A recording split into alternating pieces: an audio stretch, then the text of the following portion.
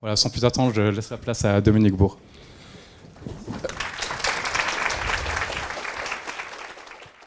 L'énergie, aujourd'hui, on ne peut pas la séparer de la question du climat, donc je vais repartir de climat, j'espère que ça marche. Et puis après, je vais vous parler un peu de vivant, et ensuite, quand je vais aborder les ressources, là directement, je pourrai revenir sur la question des énergies renouvelables et vous dire effectivement en quoi, si vous voulez, il y a une façon d'utiliser ces choses-là qui est très simple. Ça consiste à nous dire qu'on n'a rien à changer dans nos comportements.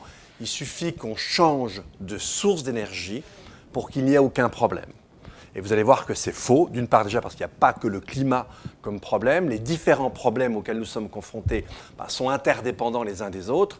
Le climat est un des problèmes majeurs. Et vous verrez que non, ce qui nous est demandé, c'est quelque chose de bien plus profond, malheureusement, que de simplement switcher en termes de production d'énergie. Alors, je vous rappelle très rapidement un certain nombre de choses. Quand on parle de climat, on est vraiment sur la longue durée. Le premier à s'interroger sur le climat, et vous allez voir que ce n'est pas comme non plus en lien avec notre sujet, c'est quelqu'un comme Horace Bénédicte de Saussure, qui doit être cher à tout le cœur des Suisses, puisque lorsqu'il gravit le Mont Blanc avec Balma, il constate qu'en s'approchant du Soleil, il fait de plus en plus froid. Donc c'est totalement contre-intuitif et effectivement c'est de là que va naître la théorie des gaz de l'effet de serre. On va la stabiliser au cours du 19e siècle. Tous les grands savants de l'époque, les Carnot, les Fourier, les Pouillet ont participé à cette saga. Les connaissances se stabilisent. On va parler d'effet de serre naturel et je vous rappelle que sans effet de serre, donc comprenez bien que les gaz de l'atmosphère font comme une espèce d'effet loupe, sans effet de serre naturel, la température sur Terre serait de moins 18 degrés. Donc en fait, la chaleur du Soleil par elle-même ne sortirait pas la Terre d'une planète dans un état glacé. C'est donc l'atmosphère et ses gaz qui fait ça, ce qui permet de comprendre que la petite humanité, avec son adjonction de gaz, vous allez voir, ce n'est pas tout à fait mineur, fait qu'effectivement, la température monte. Et on verra un peu les conséquences que cette montée de la température peut avoir. Je passe très vite dans le temps. Si vous voulez, on se saisit de ce problème de façon de plus en plus sérieuse à compter du début des années 70. 88, vous avez la création de l'IPCC ou du GIEC. Et puis surtout, je voudrais vraiment insister sur cet aspect-là, c'est durant la première décennie de ce siècle qu'on comprend quel est vraiment l'enjeu du climat. On comprend que les effets vont au-delà de la durée théorique dans l'atmosphère d'une molécule de dioxyde de carbone, c'est un siècle et demi. On comprend qu'en fait, non, on a affaire à une perturbation au long cours du cycle terrestre du carbone et que, par exemple, si on atteignait 3 degrés vers la fin du siècle, et que nos émissions se soient stabilisées vers le milieu du siècle, il faudrait attendre le siècle suivant pour que tous les effets se déploient. Et on aurait une température, selon les modèles, entre 3,5 et 5 degrés. Et ça durerait des milliers d'années. Dans 10 000 ans, il y aura encore 35% des gaz à effet de serre qu'on a émis, alors pas forcément directement, mais au bout du compte, ça revient au même, dans l'atmosphère. Donc là, on est vraiment sur un changement au long cours. Il y a une irréversibilité forte. Et le monde dans lequel on entre ne sera pas celui dans lequel on vit encore maintenant, puisque le phénomène s'accélère. Vous connaissez les conséquences classiques, augmentation de la température moyenne, élévation du niveau des mers, changement du régime des pluies et des événements extrêmes et plus nombreux. Très important de bien faire la différence entre ce qu'on appelle une température moyenne, ce qui relève du climat et la météo. Chaque matin, la température monte de plusieurs degrés. En moyenne, ce n'est pas ça. 5 degrés en moins, c'est grosso modo des glaciers jusque vers Lyon et jusqu'aux Pyrénées, un sol gelé qui serait impropre à l'agriculture. Donc, en d'autres termes, quand on allait vers le plus froid, ce qui évidemment s'est passé souvent pendant le Quaternaire, on y est toujours, avec l'alternance cycle glaciaire long et interglaciaire court, ça veut simplement dire que l'habitabilité de la Terre est directement dépendante de la température moyenne. Que ce soit vers le haut ou que ce soit vers le bas, on va le voir vers le haut, la conséquence est la même, la Terre est significativement moins habitable. Et c'est ça l'enjeu de ce qui nous arrive aujourd'hui. Alors, en fait, si on a réchauffé la température moyenne d'1 degré, 1 dixième, les deux premiers dixièmes, ils sont intervenus entre la fin du 19e siècle et les années 50. Très important de bien avoir ça en tête. En d'autres termes, puisqu'on a un plateau après de 50 à 80, eh bien c'est à compter de la fin des années 70 que la température remonte. Et donc en une quarantaine d'années, elle est montée de presque 1 degré, de 9 dixièmes. Donc c'est très très récent, c'est très très rapide. Donc autre chose très importante dans le changement climatique, ce qui en fait l'impact extrêmement fort, eh bien c'est précisément que la température augmente très vite. Traditionnellement, quand on passe d'une période glaciaire à une période interglaciaire, la température évolue en gros d'1 degré tous les 1000 ans. Là, vous m'avez bien entendu, c'est presque 1 degré en 40 ans. Ça, c'est vraiment le défi fondamental que pose le changement climatique. Autre chose très importante, justement, quand on parle de renouvelables, c'est de savoir qu'au jour d'aujourd'hui, et ça dure depuis des décennies, j'insiste, ça dure depuis des décennies, on a toujours, grosso modo, 80% et quelques pouillèmes, 80% de notre énergie primaire consommée au monde par an qui est extraite de fossiles. Ça fait 40 ans qu'on parle de changement climatique. En 40 ans, ça n'a pas bougé. Il faut bien que vous ayez ça en tête. C'est aussi un paramètre important.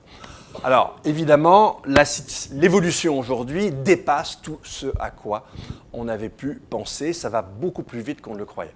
Pour vous rappeler quelques ordres de grandeur, on émet 10 milliards de tonnes de carbone. Si je traduis en CO2, c'est le quadruple. Si je rajoute les autres gaz, le méthane, les gaz proprement artificiels, HCFC, etc., on arrive à plus de 50 milliards de tonnes par an et on a déjà émis en fait 2100 gigatonnes, milliards de tonnes de CO2 qui se sont accumulées dans l'atmosphère. Là, on rentre dans une phase où l'accélération est assez sensible.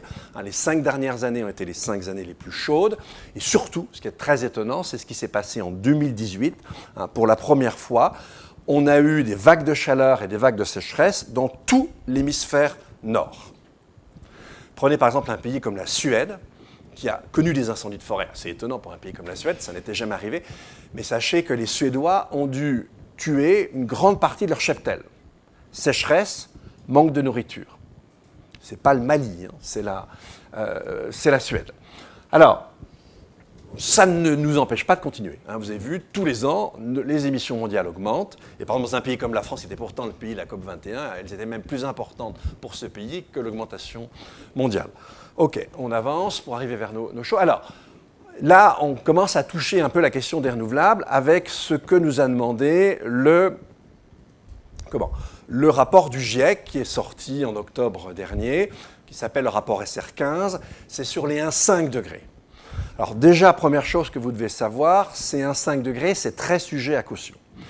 Première raison, c'est une commande qui a été adressée au GIEC par la petite association de l'AOSIS, c'est-à-dire les îles du Pacifique, qui savent qu'au-delà des 1,5 degrés, elles disparaissent physiquement.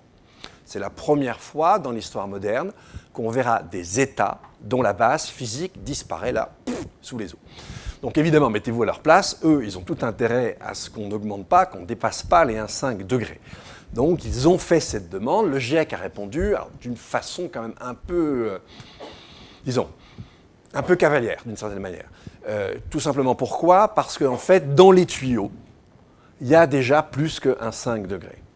Alors pourquoi il y a déjà plus qu'un 5 degrés ? Imaginons la chose suivante, vous allez le comprendre de cette manière. Et c'est une des raisons pour lesquelles ils n'ont pas eu à en tenir compte totalement. Mais imaginons que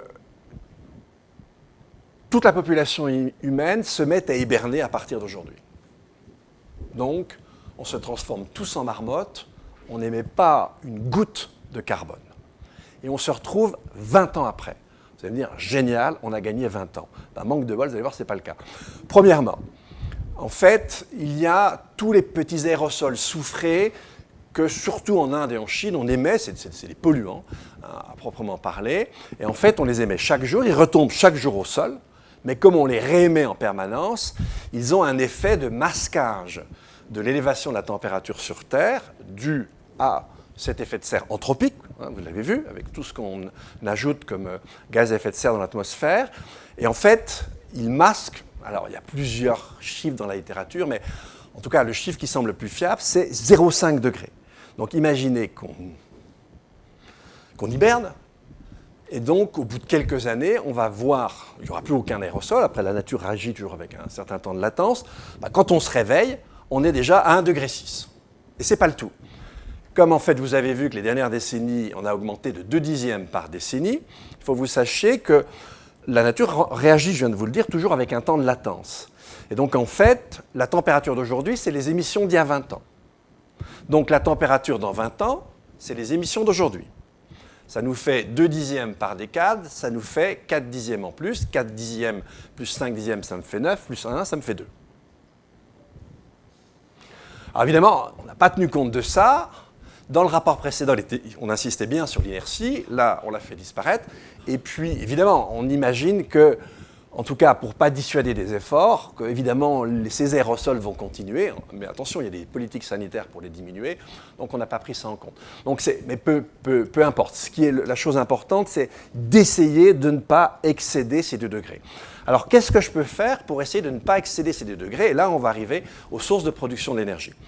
Eh bien, je vais voir avec vous un des scénarios envisagés par le GIEC, parce que, bon, ce qui est demandé en termes de réduction de notre consommation d'énergie, c'est à l'échelle mondiale, donc ce serait plus pour un pays comme la Suisse, c'est en 12 ans de diviser nos émissions par 2. Diviser nos émissions par 2 en 12 ans.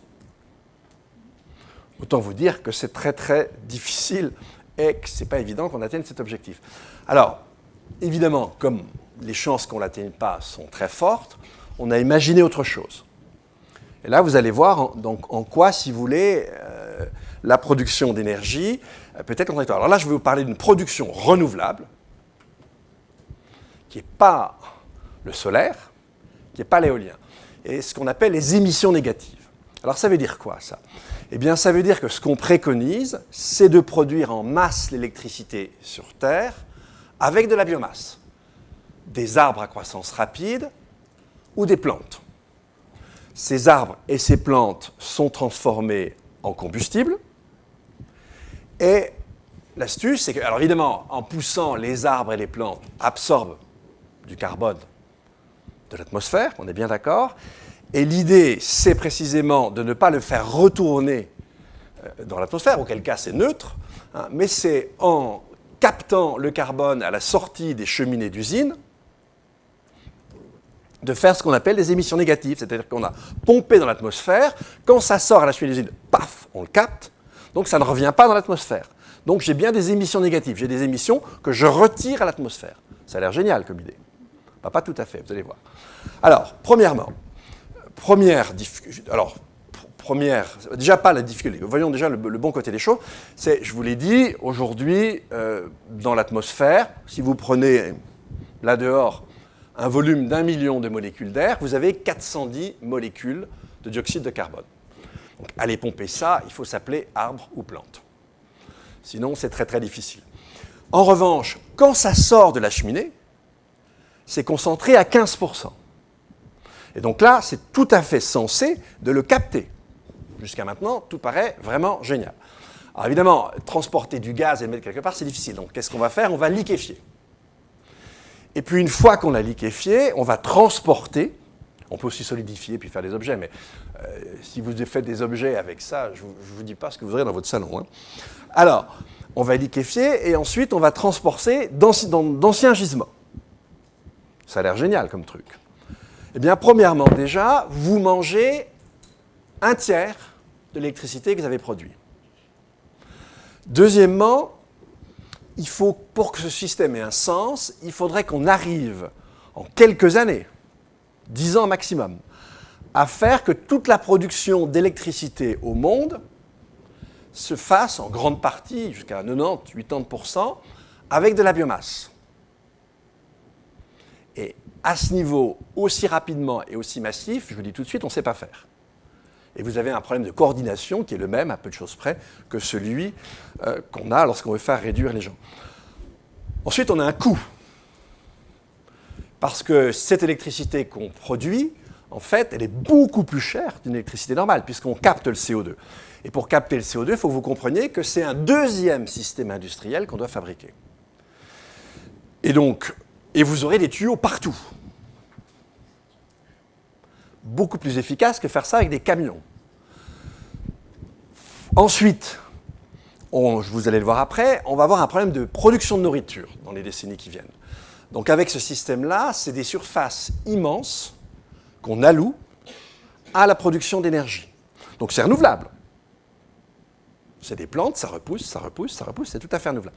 Et pourtant, alors, autre problème encore, c'est que effectivement, je vais mobiliser des surfaces gigantesques, parce que c'est l'électricité du monde entier qu'il faudrait produire de cette façon-là. À un moment donné, on va avoir des problèmes de surface, parce qu'on va avoir des problèmes de capacité de production alimentaire. Et puis, je vais vous le dire très rapidement après, on a un problème de vivant, et ces immenses surfaces en monoculture, il n'y a rien de pire pour dézinguer le vivant. Donc c'est du renouvelable, et c'est dangereux. C'est pas évident à faire, déjà, tant mieux au moins, mais au moins, si on y arrive, c'est quand même relativement dangereux. Donc voilà un mode de production renouvelable qui est hautement problématique. Mais ce mode de production renouvelable, ça serait une aubaine pour toutes sortes d'industries. C'est au moins 60 francs la tonne, et ça finira par être plus cher. Et donc effectivement, pour des gens qui veulent, sur un plan industriel, se mettre à répondre, c'est une affaire géniale. Donc voilà, par exemple, un mode de production d'énergie qui est renouvelable et qui est franchement très sujet à caution. Alors, je continue sur mon truc.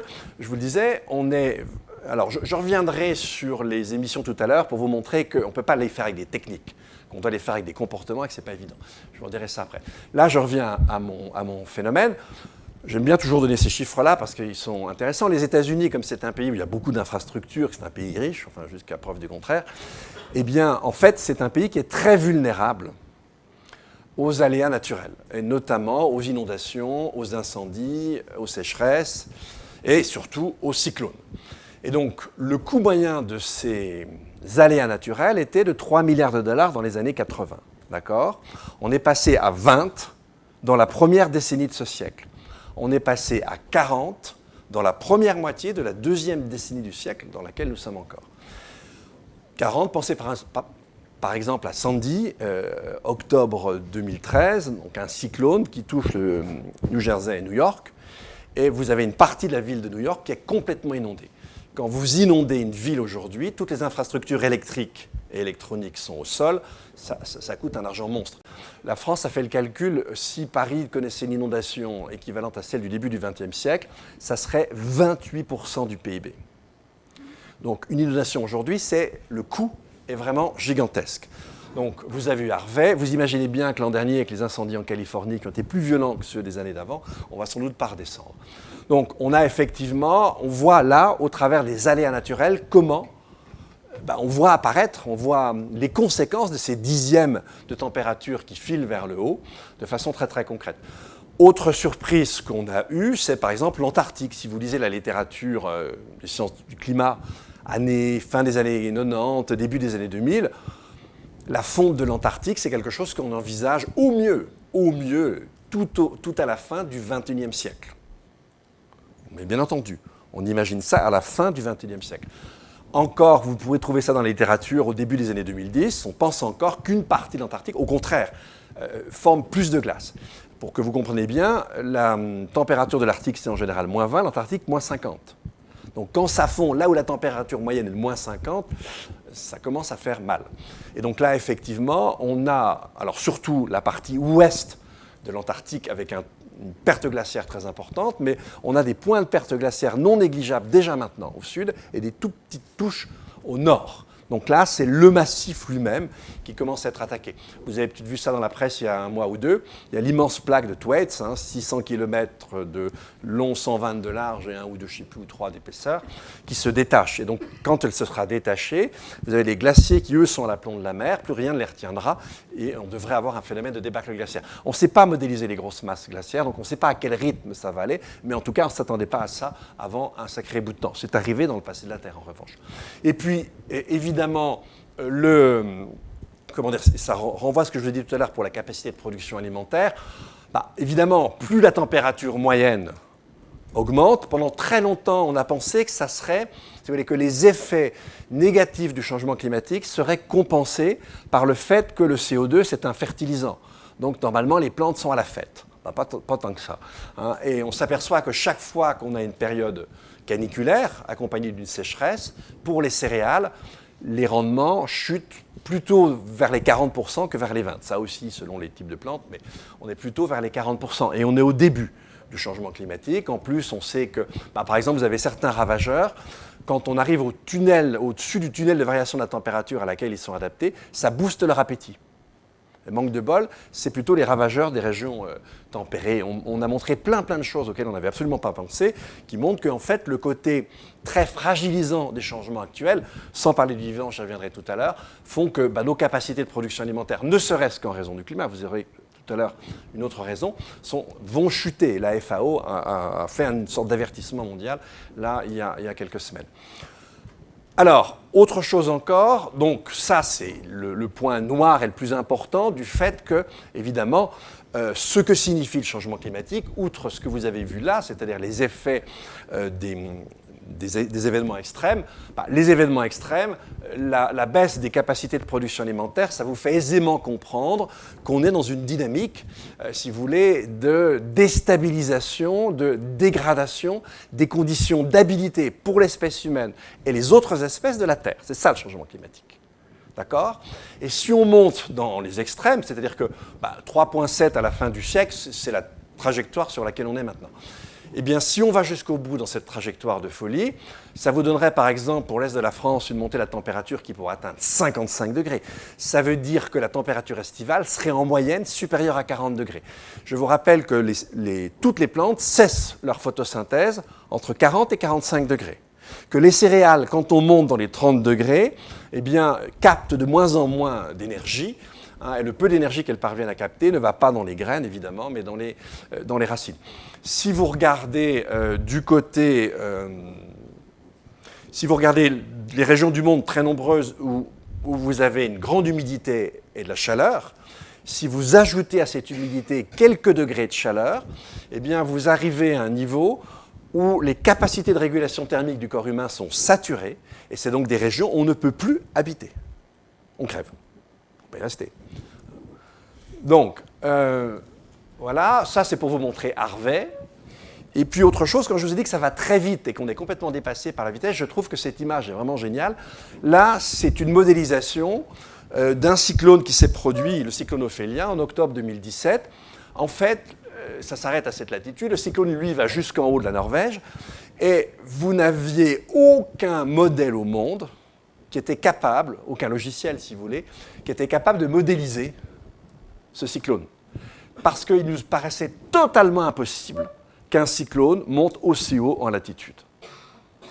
On ne pouvait pas s'attendre à quelque chose comme ça, on ne savait même pas quand. Ça paraissait absurde, puisque un des moteurs des cyclones, c'est la température de l'eau de mer. Je vous rappelle que là, ça va jusqu'en Norvège. Alors je sais bien qu'il y a le Gulf Stream qui monte, mais quand même. Quand on a eu le Sandy, on a bien vu que ça pouvait déjà monter plus haut, mais là, c'était quelque chose de difficilement imaginable, en tout cas sur ce côté-là de l'Atlantique. Donc voilà, on a ce genre de phénomène. Alors, très vite, ça, je vous l'ai dit. Alors, pour vous rappeler, vraiment, si vous voulez, les 2 degrés, ça signifie 2 choses. Pourquoi ne pas dépasser ces 2 degrés ? Ce n'est pas arbitraire du tout. La première raison, elle est liée au vivant. Comme vous le savez, nous sommes toujours dans le quaternaire, il y a toujours des glaces au pôle. Comme vous le savez, il était caractérisé par une alternance entre glaciaires longs, 80 000 ans au moins vers la fin, et puis interglaciaires courts, 20 000 ans. Et donc, en fait, pendant les ères glaciaires longues, l'ensemble de la vie se réfugiait entre les tropiques. Et que ce soit dans les cycles glaciaires ou les interglaciaires, la température moyenne de la Terre n'a jamais été de plus de 2 degrés par rapport à ce qu'elle était à la fin de ce 19e siècle, de notre 19e siècle, d'accord ? Donc, si la température moyenne excède en termes d'augmentation les 2 degrés, ça veut donc dire qu'on va entrer dans une période qui sort du tunnel d'adaptation de toutes les espèces qui vivent sur Terre. Et ça concernerait un vivant qui est déjà assez mal en point. Ça, c'est la raison pour laquelle on ne doit pas excéder les 2 degrés. Ensuite, la deuxième raison pour laquelle on ne doit pas excéder, et là, on ne sait pas modéliser, il y a une tentative faite, mais ce n'est pas complètement concluant. On sait que si on dépasse les 2 degrés, eh bien, on ouvre différents emballements possibles du système. Parce que le système climatique, il est caractérisé par des rétroactions positives. Je vous donne un exemple de rétroaction positive, c'est-à-dire qui accentue un phénomène. Vous prenez la calotte estivale de l'Arctique. Comme vous le savez, le propre de la glace, de la couleur claire, c'est de renvoyer la chaleur dans l'espace. Quand la couleur claire disparaît, quand la glace fond, vous avez une couleur sombre, celle de la mer. En revanche, la mer absorbe la chaleur. C'est la raison pour laquelle, bien, par exemple, la température en Suisse est plus élevée, enfin, l'élévation de la température moyenne en Suisse est plus élevée que dans d'autres pays parce qu'on avait autrefois un couvert neigeux plus important. Ben là, c'est pareil. Lorsque la glace fond, il y a donc plus de mer. Puisqu'il y a plus de mer, la mer absorbe plus la chaleur, la glace fond plus vite. La glace fond plus vite, il y a plus de mer, la mer absorbe plus la chaleur, la glace fond encore plus vite. Donc là, vous avez un cycle qui monte vers le haut. Alors on pourra avoir celui, en voilà un, je vous en donne un autre. Eh bien, par exemple, imaginez que la forêt amazonienne disparaisse. Et en fait, ce qui fait la continuité des pluies, c'est la masse forestière. Si on déforeste trop, eh bien, on va l'assécher, et c'est la forêt amazonienne qui pourrait disparaître. Ça, c'est maintenant dans tous les scénarios. Ça serait un relargage de méthane et de carbone gigantesque. Et donc, on pourrait très bien passer d'une planète de 2 degrés et quelques dixièmes à une planète de 4, 5, 6 degrés, sans même que nos émissions aient augmenté. D'accord ? Et ça, c'est vraiment très important. Alors, très vite, avant de revenir aux questions d'énergie, je passe vite là-dessus, je passe vite là-dessus, je passe vite là-dessus. Alors, ça, si, quand même, pour vous montrer, ça, c'est très important. C'est ce qu'on appelle, c'est l'équation d'un économiste japonais qui s'appelle Kaya, et puis elle nous montre les difficultés qu'il y a à réduire nos émissions de CO2. En fait, nos émissions de CO2 ont 4 déterminants. D'un côté, c'est le contenu en carbone d'une tonne d'équivalent pétrole. Ensuite, c'est le contenu en énergie d'un point de PIB. C'est le ratio PIB et population, le tout multiplié par la population. La population augmente, PIB sur population augmente, et ces deux-là diminuent tout doucement. Donc, du coup, ça donne ça. Ce qui est le contenu CO2, contenu carbone d'une tonne d'équivalent pétrole, on a fait 10% de mieux en 35 ans. Pour la réduction de l'intensité, on a fait 30% de mieux en 35 ans, et ça repart à la hausse avec le numérique. Donc, on n'est pas tout à fait au bout du compte. C'est ce que je vous dirais tout à l'heure. On y arrive qu'en changeant les comportements. Et ça sera vraiment un déterminant très, très, très important. Voilà, alors, venons-en là, parce que là, on revient à nos histoires d'énergie. Donc, comment je peux faire pour diminuer par 2 les émissions mondiales? Vous allez me dire, c'est tout simple, on met que des renouvelables. Je répondrai à la question après. Mais bon, en fait, déjà ça, et vous verrez avec les statistiques que je vous donnerai sur la consommation d'énergie, déjà ça, c'est une illusion. Nos productions énergétiques sont des productions au long cours, 40, 50, 60, et beaucoup plus et beaucoup plus pour un barrage.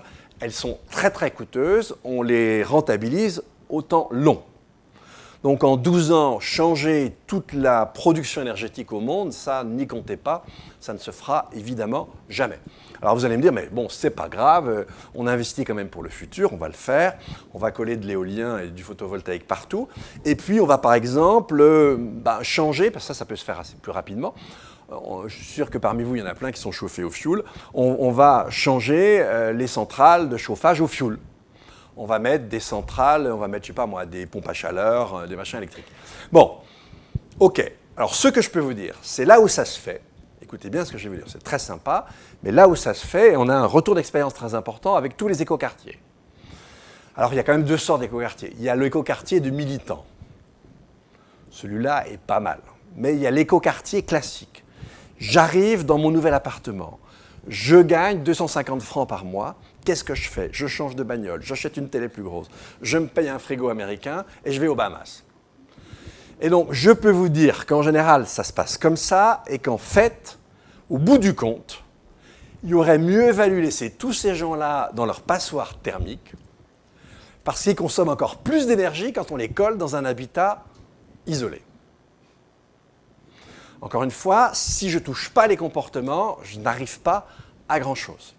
Donc en fait, on sait que si on veut diminuer par 2, on n'a pas tellement de choix, il faut changer les comportements. Alors qu'évidemment, l'illusion occidentale par excellence, non, je ne change surtout pas les comportements, c'est la sacro-sainte liberté, hein, je joue sur les techniques, bah, c'est pas aussi simple. Alors tout ça, je vous ai déjà expliqué. On va arriver... bon, ça, j'y reviendrai après. Voilà, on va arriver à ce déterminant-là parce qu'il est fondamental pour l'énergie. On va le retrouver dans toutes nos affaires énergétiques. Si vous étiez une chauve-souris, vous adoriez l'éolien, je peux vous le dire. Alors, on a 2 énormes problèmes. Hein. On en a plein, plus que 2. Mais enfin, en tout cas, il y en a 2 très gros. L'un, on vient de voir, c'est le climat, ça ne va pas très fort. Et ce n'est pas génial non plus pour le vivant. Alors, je ne vais pas tout vous raconter, je vais simplement me focaliser sur une étude récente. Alors, je vous rappelle déjà que la biomasse des insectes, c'est 17 fois celle des êtres humains, pourtant on est assez nombreux sur Terre. Et en fait, là, vous avez une étude qui a été publiée il y a quelques semaines, qui a pour base 73 points d'observation à différents endroits dans le monde. Et l'objet de cette étude, c'est l'évolution des populations d'insectes, toutes catégories confondues. Ce n'est pas que les insectes volants. Hein. Vous pouvez mettre les cloportes, tout ce que vous voulez avec, tous les insectes. Et en fait, c'est sur ces 73 points d'observation, on a des données statistiques depuis des décennies. Et là, on en est à ce point-là, c'est-à-dire qu'aujourd'hui, on a un effondrement de la vie sauvage, de celle des insectes. Alors vous allez me dire, mais c'est pareil pour les vertébrés. Oui, mais les vertébrés, c'est plus qu'une bricole aujourd'hui. C'est 3%, peut-être un peu plus, par rapport à la biomasse des vertébrés domestiques. Non, là, les insectes, j'imagine que personne n'élève son grillon à la maison. Donc, il n'y a pas d'animaux domestiques. Et là, ça s'effondre. Or, attention, les insectes, ce sont eux qui font la vie du sol, évidemment avec les bactéries. Et c'est eux et les bactéries qui font le sol et qui permettent de vivre. Vous avez des endroits au monde où quand on ajoute les intrants et la pression mécanique, le sol se minéralise. Il disparaît comme sol, ça redevient de la pierre. Et donc là, c'est vraiment une alerte énorme parce que c'est vraiment une menace, si vous voulez, là aussi très directe, hein, d'où l'avertissement de la FAO, sur nos capacités de production alimentaire. Donc là, aujourd'hui, c'est 41 espèces qui connaissent un taux de diminution de leurs effectifs de 2,5% par an. En d'autres termes, en quelques décennies, les populations d'insectes du monde ont disparu. C'est totalement affolant. Et chaque année, c'est 1% de plus qui se rajoute. Donc là, si vous voulez, si on avait avec le climat, mais on a le climat en même temps qu'un effondrement du vivant. Et ça, c'est un effet direct. J'y reviendrai peut-être tout à l'heure dans la discussion. Un effet direct de nos modes de production agricole industrielle. Alors, bravo la permaculture. Hein. Bon, donc vous avez la même chose pour les oiseaux. Bon, allez hop, on continue. On n'en est plus à ça près. Alors, vous avez le résumé de tout ça. Hein, c'est le fameux schéma des limites planétaires. La zone verte, c'était ce qui se passait pendant l'Holocène. Hein. Je vous rappelle que l'Holocène a duré 11 700 ans. Il commence à la fin du précédent âge glaciaire. Et bon, ça reste encore à discuter, mais probablement il s'arrête en 45 ou 50. En tout cas, c'est la période à partir de laquelle toutes les courbes s'envolent, celles représentant nos activités, la population humaine et les effets de nos activités. Donc là, vous avez les 2 premiers paramètres, le climat et le vivant. Un changement fondamental dans un de ces paramètres change le système. Mais en même temps, on fait bien les choses puisqu'on les change des 2 côtés, hein, vivant et climat. Vous avez le domaine du lâche des sols avec la forestation. Ça, c'est nos activités agricoles qui, depuis le début du XXe siècle, se sont complètement déconnectées du cycle naturel de l'azote, d'où on a un cycle de l'azote complètement délirant. Ça, c'est le procédé Haber-Bosch, c'est la conséquence directe. Là, dans une dizaine d'années, on sera dans le jaune. Le jaune, c'est quand on sort de l'équilibre de l'Holocène. Là, on sera vers les années 50. Là, ça ne régresse pas et ça remonte, c'est un peu stabilisé. Étonnant d'ailleurs, ça veut dire que quelque part, il y a toujours des CFC. Et puis le reste, on ne sait pas calculer. Là, c'est ce dont je vous ai parlé, les fameux aérosols. Alors, donc là, on est manifestement sorti de ce qui rendait la Terre viable pour une espèce comme la nôtre, avec toujours un temps de latence énorme entre la sortie et les conséquences de la sortie. Alors, maintenant, on va arriver au sujet énergétique directement. Alors, oui, ça va. Donc, là, en rouge, vous avez le pétrole. Le pétrole conventionnel. Le pétrole conventionnel, c'est des gisements assez importants qu'on exploite relativement facilement. Au début, ça sort tout seul. Et puis petit à petit, au bout d'un moment, ça devient plus difficile. En gros, quand on arrive à la moitié d'un gisement, on n'arrive plus tellement à extraire. Donc là, depuis 2006-2008, on est dans un plateau. C'est-à-dire qu'en matière de conventionnel, on n'est pas capable d'augmenter notre production. Elle aussi, si vous voulez, de quelques millions de barils jour, mais on reste dans la même enveloppe. Alors, si on n'avait pas su exploiter ça, on serait déjà dans une méchante panade. Parce que c'est 75 de pétrole conventionnel, et évidemment 25, puisque je vous dis 100 millions de barils de jour. 25 millions de barils de jour, par exemple, c'est 8 d'huile de schiste. C'est X de pétrole de l'Arctique, etc., des pétroles offshore. C'est les sables bitumineux de l'Alberta, etc., c'est les huiles lourdes du Venezuela. Mais là, on est sur des gisements dont on sait que les capacités d'extraction cesseront au maximum dans une vingtaine d'années.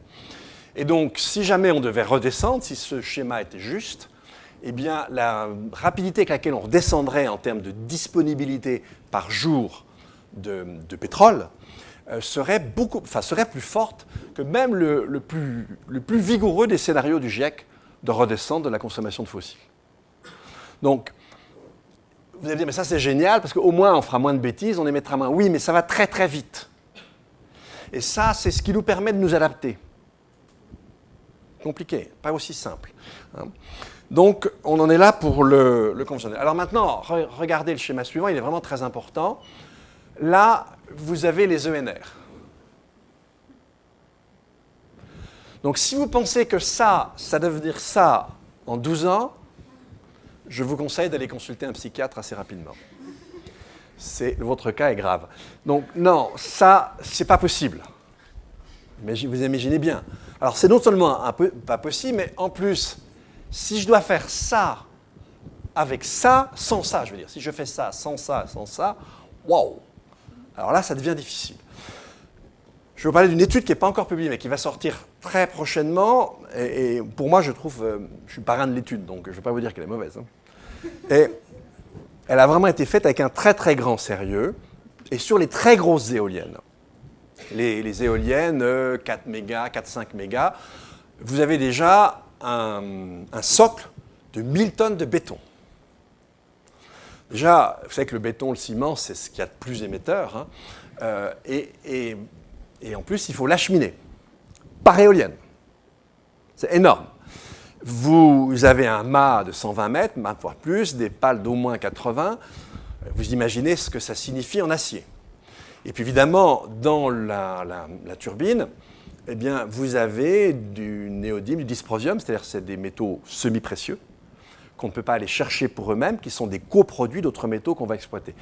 Donc, couvrir la terre entière d'éoliennes, vous oubliez.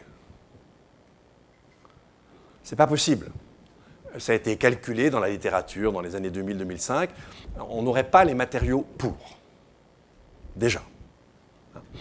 Et imaginez maintenant, si le calcul de ces gens est juste, eh bien, sur une grosse éolienne comme ça, j'investis un, alors je vais vous montrer le pétrole après pour que vous compreniez la différence, j'investis un, je récupère un 2. Alors, ça ne veut rien vous dire, mais vous allez comprendre si je parle du pétrole, j'en parlerai après, mais je vous le dis tout de suite pour que ce soit compréhensible.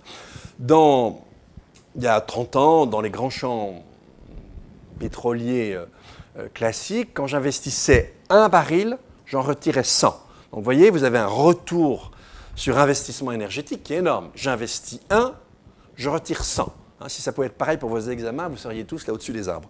Donc là, c'est vraiment le taux magique. Et on n'a connu ça qu'avec le pétrole. D'accord? Aujourd'hui, maintenant, dans les mêmes champs, ça se rapproche déjà plus de votre cas. Quand j'investis 1, je récupère entre 20 et 15. C'est pas mal, mais c'est quand même 5 fois moins. Et puis maintenant, si je regarde le dessus de ma courbe de tout à l'heure, là, avec les petites couleurs au-dessus du rouge, si je regarde par exemple si je regarde ce qu'on appelle, si vous voulez, il y a deux choses. Il y a ce que j'investis directement, c'est-à-dire l'énergie que j'investis sur place pour en retirer d'autres, mais il y a toute l'énergie que j'investis par ailleurs, dans les infrastructures, dans les transports. Et puis, quand j'ai des gens qui travaillent sur un chantier, c'est de l'énergie. Ils se déplacent, ils mangent, ils regardent la télé, ils prennent leur bagnole, ils prennent l'avion. Tout ça, ça doit être calculé. Alors là, il ne me reste plus grand-chose. D'accord? Et donc, sur ces grosses éoliennes, j'investirais 1, je récupérerais 1,2. C'est-à-dire en fait 0,2, puisque j'ai investi 1. Donc imaginez, tablons, et pensons que ce soit vrai, je pense que c'est assez fiable, eh bien, imaginez que j'arriverais à produire une éolienne avec d'autres éoliennes, à peu près une tous les 1000 ans. Parce que, bien sûr, si je rentre de l'énergie avec cette qualité dans mon système industriel, il ne marche pas. Alors, dans la littérature, j'ai trouvé des chiffres très différents. Ça va de 1,3 à 1,15.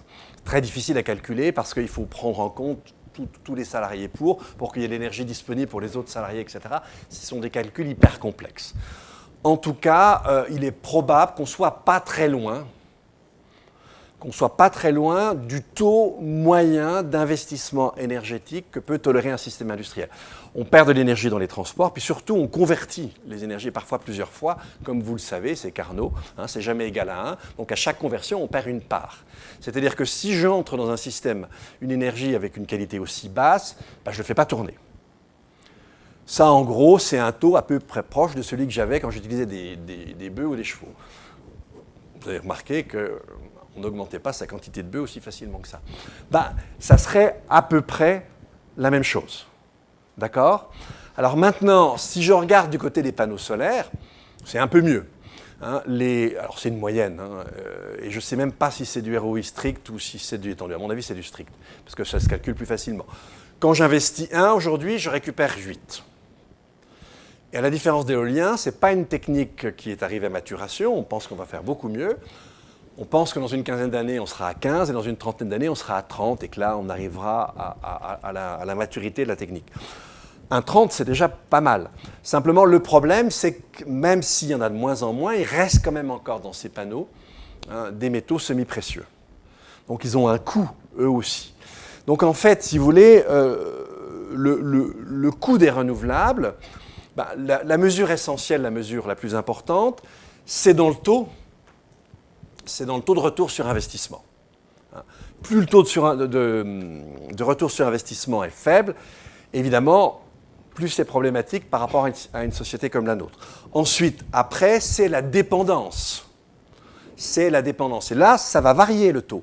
Tout simplement parce qu'aujourd'hui, eh bien, si vous voulez, on utilise 10% de l'énergie qu'on produit au monde pour l'extraction. Mais ça augmente de manière exponentielle. Tout simplement parce que, si vous voulez, ça c'est le second principe de la thermodynamique, c'est tous les métaux dans la croûte terrestre, ils sont assez diffus, assez également diffus. Et en fait, pour des raisons telluriques essentiellement, mais aussi parfois bactériennes, on a des concentrations de métaux près de la surface. Toutes ces concentrations de métaux près de la surface, on les a déjà mangées. Et donc, vous regardez le taux de concentration des minerais, systématiquement, il diminue. Parce qu'on doit aller de plus en plus profond. Donc, quand on va de plus en plus profond pour aller chercher un minerai, évidemment, on excave plus de terre. Plus on excave de terre, plus le coût énergétique est élevé.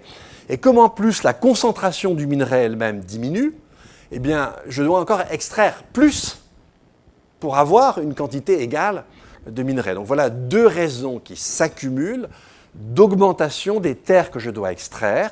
Et là, c'est pareil, à un moment donné, ça peut devenir absurde.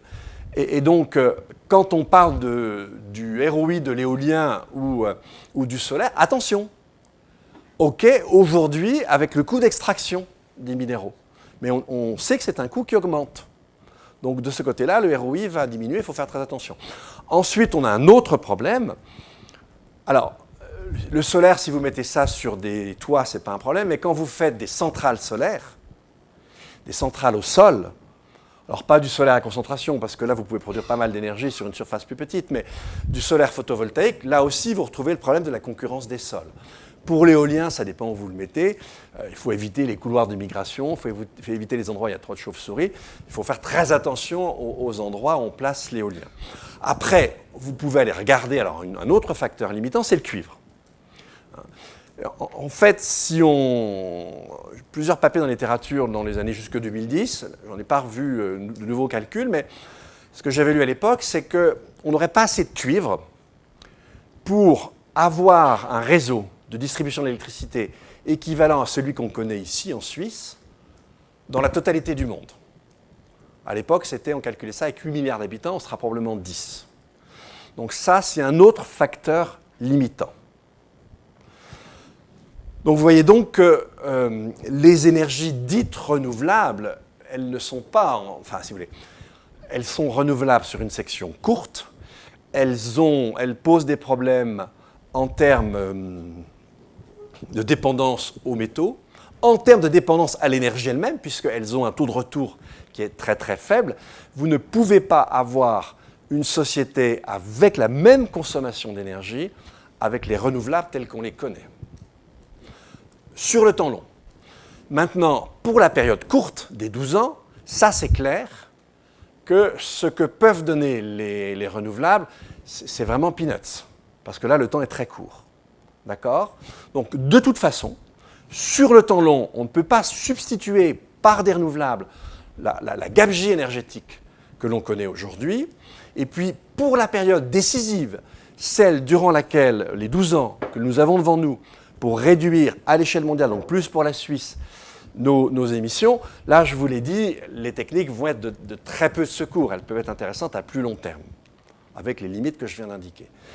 Donc là, on aurait déjà une forme de résumé par rapport. Bon, ça, c'est le retour sur énergie, je vous l'ai déjà parlé. Bon, ça, c'est le sable, ça, c'est les métaux. Ça, c'est un bon exemple qui vous montre que les réserves halieutiques en 1900, puis vous les voyez en 2000. Bon, bravo les méduses. Et puis là, sur les capacités, on y va, mais je voudrais arriver à ça. Voilà. Donc, comment on s'en sort Comment on s'en sort Eh bien, je veux dire, il n'y a pas à hésiter. Ça, c'est traduction en images par un média français d'une étude qui a été faite par un bureau d'études qui s'appelle BL Evolution.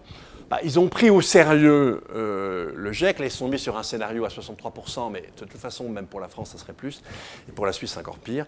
Et donc là, vous voyez, les choses, c'est pas, si vous vous présentez ça pour un programme électoral, je vous dis tout de suite, c'est 0,2% assuré. Donc, interdiction de vente des véhicules neufs pour un usage particulier dès maintenant. Waouh! Vous imaginez à Crissier la tête qu'ils vont faire. Vous allez voir de ma part Émile Frey et vous dites, élisez ce monsieur, voilà son programme. Je vous assure d'un succès garanti. Réduction de 5% par an des kilomètres parcourus par les particuliers. Attention, 5% par an, ça va la première année. La deuxième année, ça fait déjà 10, hein. Même un peu plus, puisque c'est 5 sur 5. Mais bon, ok. Donc, voilà, interdiction des voitures thermiques en centre urbain en 2024. Généralisation du télétravail, 2 jours, etc. Alors ça, c'est le numérique, on n'est pas à une contradiction près. Trajets en voiture, on les divise par 2. Trajets transport en commun, on les multiplie par 2. Trajets à vélo, on les multiplie par 6. Pour vous, c'est pas gênant, mais quand on prend de l'âge, ça devient différent. Alors, je n'ai rien dit. Résidentiel, là, il faut vraiment faire chuter les températures. Alors, je vous assure que quand on fait chuter les températures dans un appartement, il y a un truc génial. Ça s'appelle le pullover. Mais bon, tout le monde ne veut pas faire ça. Alors, le flux de vidéos, etc., l'imitation. Autant que les choses soient claires, vous prenez par exemple la 5G. La 5G, le seul intérêt, c'est la rapidité de transmission du signal. Ça peut être intéressant pour les voitures autonomes, mais franchement, pour moi, les voitures autonomes, dehors. Bon. Et puis, pour les objets connectés, c'est une maladie. Enfin, vous allez avoir plein d'objets qui vont tous émettre de l'électricité, qui vont consommer. C'est-à-dire qu'en fait, si vous voulez, le numérique, a fait repartir la consommation de matière, de manière directe parce que c'est très gourmand en métaux semi-précieux, de manière indirecte parce que le commerce mondial, les 15 dernières années, a augmenté de 70%. Tout ça, c'est les transports, tout ça, c'est de l'énergie. Donc il y a une incompatibilité entre une transition énergétique écologique et effectivement une façon, non pas de faire cesser le numérique, mais d'imaginer qu'il doit toujours progresser, aller toujours plus vite, plus fort. Ben non, c'est incompatible. Les vols aériens, vous avez vu, l'alimentation, évidemment, alors l'alimentation de la viande doit diminuer de façon très sensible, pas être supprimée, mais diminuer de façon sensible. Donc en fait, tout ça, vous voyez, c'est des comportements. C'est des comportements, et si vous présentez ce genre de programme, on va dire, les écolos, vous êtes des fachos. Parce qu'évidemment, bien sûr, vous heurtez la liberté individuelle. Et c'est gros problème, si vous voulez, de la situation dans laquelle on est. C'est-à-dire qu'on tient tous, comme à la prunelle de nos yeux, à nos libertés. Alors là, c'est liberté individuelle et c'est ce qu'on appelle les libertés négatives, c'est-à-dire les domaines dans lesquels l'État ne doit pas intervenir. Et là, la collectivité publique serait obligée d'intervenir et d'interférer avec nos choix individuels. Donc pris comme ça, bien sûr, il y a une réduction.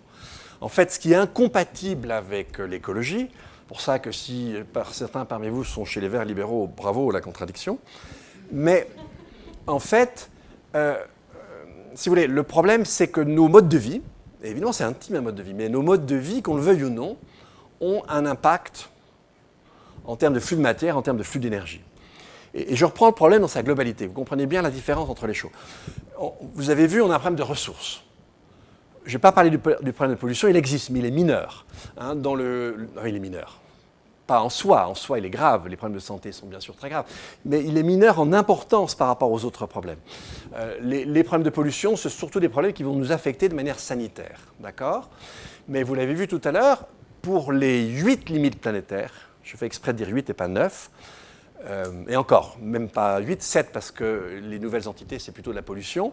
Disons, pour 7 des 9 limites planétaires, le problème, c'est nos flux de matière et nos flux d'énergie. Le type de société dans lequel on est entré est un type de société qui est caractérisé par le fait que nos flux de matière et nos flux d'énergie explosent. Et c'est ça qui détruit les conditions d'habitabilité de la planète. D'accord ? À ça s'ajoute le problème de pollution, à ça s'ajoute la déplétion des ressources. On ne l'a pas vu, mais je vous ai parlé un peu de métaux, de ressources halieutiques, etc. Ça, c'est tout ce qui est d'eau, je ne l'ai pas fait, mais ça, c'est la déplétion des ressources. Et puis, on a un autre problème qui est celui du vivant. Chaque fois qu'un individu naît sur cette terre, il a besoin d'une surface pour recycler l'air qu'il respire, pour épurer l'eau qu'il boit. Il a besoin d'une surface pour qu'on puisse cultiver les sols pour le nourrir. Et si vous êtes hyper riche, vous n'allez pas quand même consommer comme un ogre. D'accord ? Donc, en termes d'impact sur la biodiversité, l'impact d'un riche et l'impact d'un pauvre, il est à peu de choses près égales. Je sais bien qu'il y en a qui vont manger des framboises en hiver, mais enfin bon, ça ne va pas être énorme. Donc, l'impact, il est en gros égal. Maintenant, si je regarde les flux de matière, les flux d'énergie, non, l'impact est très directement lié au niveau de vie de chacun. Si vous êtes un Indien pauvre, vous allez peut-être, un Indien du sous-continent indien, vous allez peut-être émettre 300, 400 kg de CO2 par an. Si vous êtes un industriel suisse qui fait plusieurs fois le tour de la planète par mois, vous allez émettre 400 tonnes, que vous exagérez peut-être, mais au moins 200 ou 300. Donc c'est énorme par rapport aux 300 kg. Vous voyez bien que vous n'avez pas la même différence pour la nourriture. Et de façon générale, vous le savez, les 10% les plus riches des êtres humains sur cette Terre émettent la moitié des émissions mondiales, et la moitié de la population mondiale, la plus pauvre, n'émet que 10% des émissions totales. Donc là, vous avez un ratio très inégal en ce qui concerne les flux de matière et les flux d'énergie par rapport au niveau de vie des gens. Ça change du tout au tout. Donc, là, vous l'avez compris, ce qui est sous-jacent à mon mode de vie, c'est des flux de matière et des flux d'énergie. Dans un système libéral classique, on ne touche pas à ça. Chacun est libre de décider de ses flux de matière et ses flux d'énergie. Ça allait quand on pensait que le système Terre était un décor, inerte. Maintenant qu'on a compris qu'on a affaire à un système Terre et qu'il y a de la vie là-dedans, ça change tout. C'est-à-dire laisser des individus consommer de façon délirante, c'est briser les mécanismes qui rendent la vie viable sur Terre. Alors, est-ce qu'au nom de la liberté de consommer de certains, je dois laisser la vie sur Terre disparaître? Il y en a peut-être ici qui vont penser ça, paix à leur âme, mais de mon point de vue, c'est quand même quelque chose de difficilement assumable. Regardez toutes les générations futures, regardez-les en face et dites-leur, haha, je me suis bien amusé, vous n'avez pas pu vivre, ou vous allez crever. Je ne me risquerai pas à ce genre de discours. Donc voilà, on est confronté à ça. Alors ça ne veut pas dire qu'on supprime toute liberté, ça veut dire que la liberté de penser, la liberté de presse, la liberté de croyance ne bougent pas.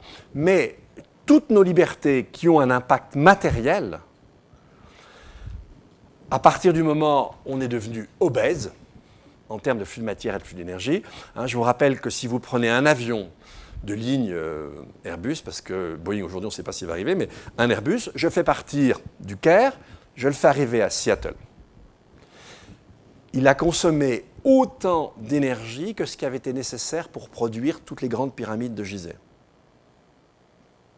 Vous imaginez donc cette humanité de tarés dans laquelle nous sommes, le nombre de pyramides qu'on édifie par jour. C'est des dizaines de milliers de pyramides. Et imaginez le pauvre Ramsès qui se prenait pour un dieu. Il arrive ici, ils sont des fous, ils construisent des dizaines de milliers de pyramides par jour. Et c'est ce qu'on fait. Et simplement avec les avions. Vous pouvez trouver ça normal. Moi, je peux vous dire que le système Terre, il ne trouve pas ça normal.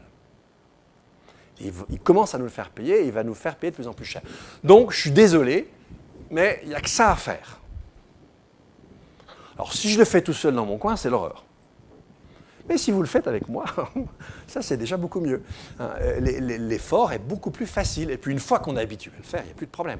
Alors maintenant, est-ce que si on fait ça, on est foncièrement malheureux? Non. Encore que ma démonstration ne va pas convaincre tout le monde. Là, vous avez Donald. Et là, vous avez le Sri Lanka. Alors, je ne suis pas en train de vous dire qu'on doit tous devenir Sri Lankais, encore qu'il y a un peu de ça. Mais bon. Là, dans la zone bleue, vous avez 11 besoins fondamentaux. Ces 11 besoins fondamentaux, bien-être, santé, nourriture, revenus, accès à l'énergie, éducation, toutes sortes de services sociaux, qualité de la démocratie, égalité, emploi. Regardez le Sri Lanka. Alors là, quand je suis vers le cercle bleu, c'est que j'ai complètement satisfait un besoin. Ensuite, après, on regarde ce que ça implique en termes de limites planétaires. En fait, c'est un mélange de limites planétaires et empreinte écologique. Et donc, tant qu'il y a du blanc, c'est bon. Même si j'arrive au vert, si je ne dépasse pas le cercle vert, c'est bon. Donc là, le Sri Lankais, il y a de la marge. Et pourtant, regardez, en termes d'accès à l'énergie, ils sont presque au bleu. Ce qui est le plus impactant. Donc, en fait, si évidemment j'entends ça à la nord-américaine, c'est foutu. Si je suis persuadé que pour être heureux, je dois avoir 3 4x4, 15 télés, 10 ordinateurs, un smartphone dans les oreilles et dans les poches, je n'y arrive pas.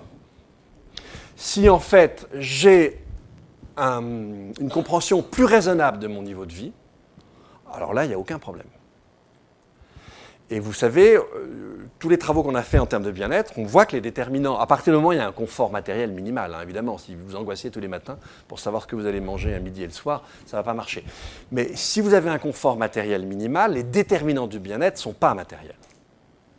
C'est le temps qu'on passe avec les autres, c'est le temps en famille, enfin, et puis parfois il y a des déterminants plus complexes, mais ils ne sont pas liés à ça. Ça, c'est de l'obésité. Ça ne marche pas. Et on le sait très bien parce qu'en fait, on a vu que depuis, si vous voulez, depuis la fin des 30 Glorieuses, depuis 75, eh bien, on a vu décrocher la courbe qui retrace le PIB de la courbe qui retrace l'augmentation du bien-être. Effectivement, pendant les 30 Glorieuses, on a eu accès à des appartements qui n'était plus insalubre, qui était plus grand, avec des sanitaires, avec des toilettes. Il y a eu l'électroménager, la communication, les transports. On a eu des services publics, hôpital, école, etc., qui fonctionnaient, les postes et tout, qui fonctionnaient très bien.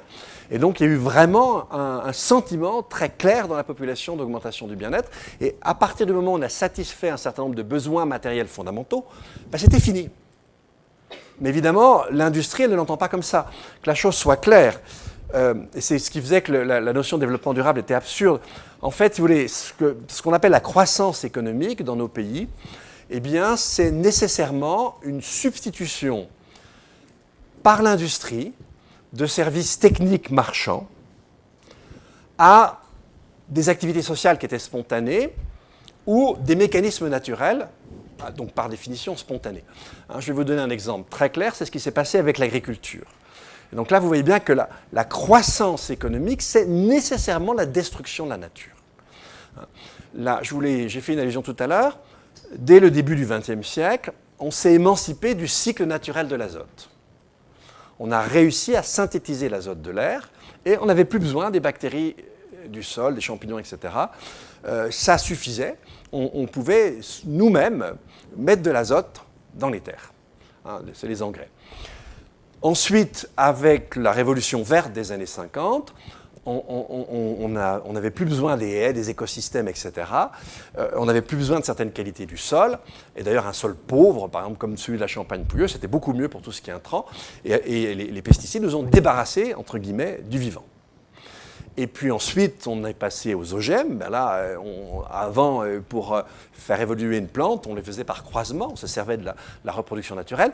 Avec la transgenèse, on a mis de côté la génétique naturelle, si vous voulez, la reproduction naturelle.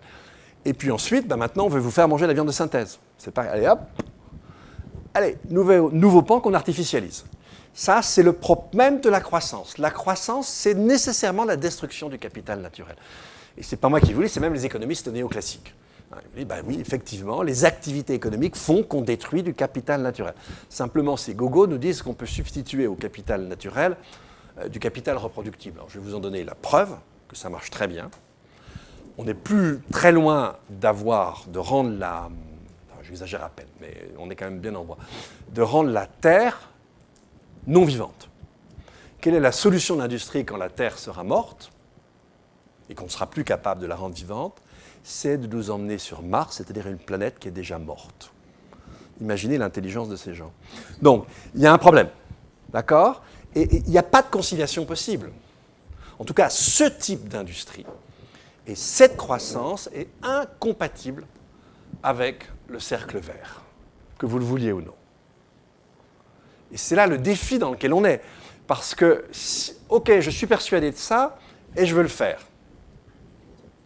Alors déjà, il va falloir trouver des citoyens pour être d'accord avec vous. Imaginez que les citoyens soient d'accord avec vous. Qu'est-ce qui se passe? Imaginez par exemple, je reviens à mon schéma tout à l'heure, imaginez par exemple que tous les Suisses fassent ça. Les 7 conseillers fédéraux se suicident. Parce que c'est une crise économique majeure. C'est une crise économique majeure. Et c'est ça la difficulté. Notre système, nos pensions, nos retraites, l'assurance maladie, etc., tout ça, ça dépend du fait que ça monte. Donc c'est là la difficulté dans laquelle on est, si vous voulez. C'est qu'on est pris en quelque sorte entre deux mâchoires. La mâchoire des systèmes naturels, qui nous dit « mais vous êtes fous, arrêtez ». Et la mâchoire économique qui est internationalisée, les États ont peu de latitude sur les régulations économiques elles-mêmes, il y en a, mais c'est devenu assez mineur, c'est ce que voulait le néolibéralisme, et on est pris entre les deux. Alors, moi, je préfère la mâchoire naturelle à la mâchoire monétaire, mais bon, manifestement, je suis le seul. Alors, c'est ça qui crée la difficulté dans laquelle on est, c'est pas simple. Et pour revenir aux renouvelables, on nous vend ça comme une espèce de solution technique absolue qui ferait qu'on pourrait garder exactement le même style de vie, exactement les mêmes modes de vie, en changeant simplement une technique, en switchant du fossile au renouvelable. Ça, c'est une affabulation et ça ne peut pas marcher. Voilà, si vous avez des questions.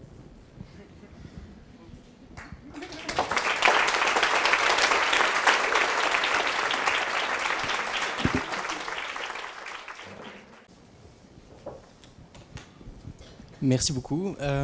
Donc si on est réaliste, finalement, la meilleure solution, quand j'entends votre présentation, ce serait quelques bombes nucléaires. Ah, ça, c'était pas exactement la conclusion à laquelle je pensais. Non, c'est-à-dire simplement avec ça, vous accélérez le problème. Non, on a des marges encore. On a des marges, mais en fait, la difficulté, c'est que les marges seraient très faciles si les dégâts étaient plus visibles. Mais attention, moi, ça fait des décennies que je raconte qu'effectivement, on ne bougera pas tant que les choses ne sont pas sensibles. Elles le deviennent. Et on a bien vu en 2018, on a vu avec les manifestations pour le climat, par exemple, hein, on a un seuil de mobilisation qui a explosé. Les manifestations pour le climat, moi je me souviens à Genève, parce qu'à Lausanne, il y en avait une tous les 10 ans, et encore une en 10 ans, mais il n'y en avait pas avant, on était 300 ou 400. Moi j'étais en France, mais vous étiez en Suisse, et il paraît que samedi, vous étiez 50 000 à nouveau dans les rues. Donc on a vraiment franchi un seuil. Et pourquoi ? Parce que les gens commencent à sentir qu'il y a des difficultés.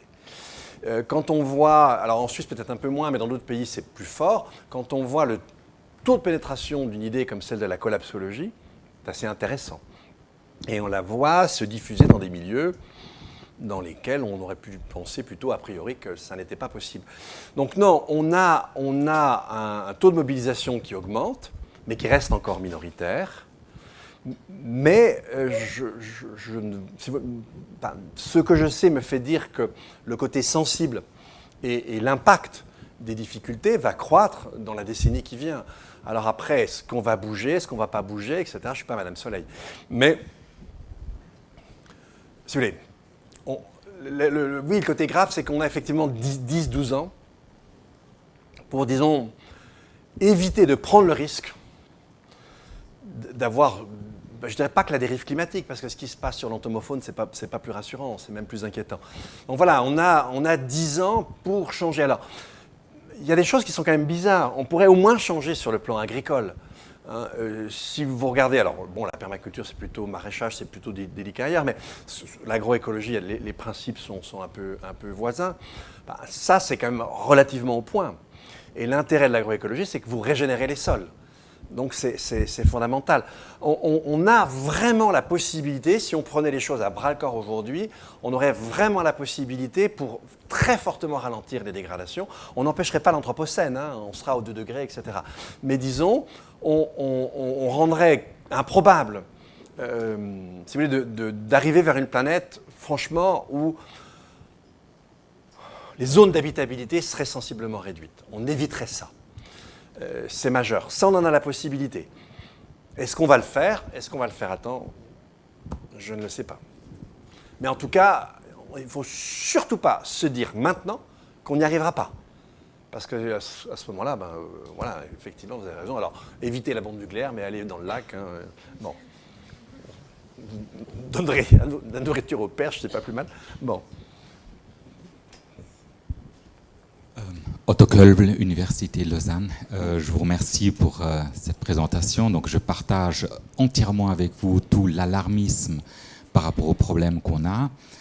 Là où j'ai plus de problèmes, c'est par rapport à ce que vous affirmez sur les énergies renouvelables. Donc, par exemple, vous avez mentionné néodyme, les terres rares, etc. Simplement, c'est faux d'affirmer que l'éolien et le solaire nécessitent ces éléments.